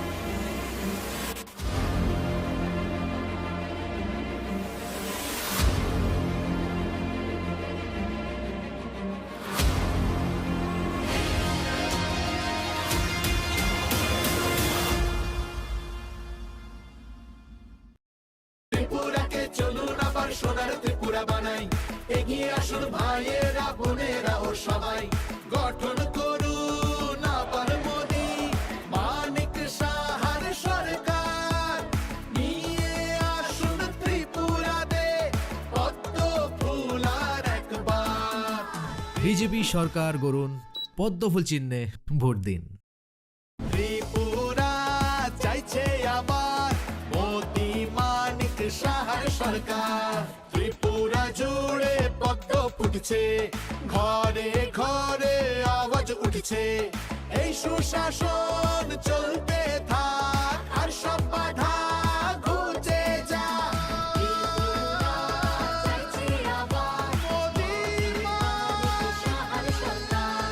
বিজেপি সরকার গড়ুন পদ্মফুল চিহ্নে ভোট দিন। ত্রিপুরাকে চলুন আবার সোনার ত্রিপুরা বানাই এগিয়ে আসুন ভাইয়েরা বোনেরা ও সবাই গঠন করুন আবার মোদি মানিক সাহার সরকার নিয়ে আসুন ত্রিপুরাতে পদ্ম ফুল আর একবার বিজেপি সরকার গড়ুন পদ্মফুল চিহ্নে ভোট দিন। ত্রিপুরা চাইছে আবার মোদি মানিক সাহার সরকার ত্রিপুরা জুড়ে পদ্ম ফুটছে ঘরে ঘরে আওয়াজ উঠছে এই সুশাসন চলতে থাক আর সব বাধা ঘুচে যা